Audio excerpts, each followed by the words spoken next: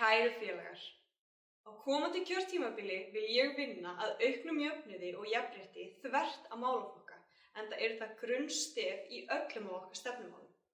Þegar ég kom inn í grasrótarhreyfingarinnar fyrir 10 árum síðan, var það stefna VG í jafnréttis- og jafnaðarmálum sem heilluðu mig og hafa ég og skoðanir mínar fengið að vaxa og dafna á vettvangi hreyfingarinnar síðastliðin ár.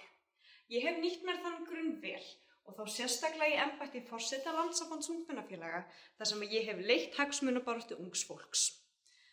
Frá síðasta landsfundi höfum við lagt okkur öll fram við að skerpa stefnuna fyrir komandi kosningar. Ég vil tala fyrir þeim áherslum sem við í grasrót VG höfum mótað saman og koma þeim aðgerðum sem við höfum lagt til framkvæmda. Kæru félagar, ég ætla að vinna fyrir ykkur með jöfnuð, jafnrétti, umhverfisvernd og frið að leiðarljósi.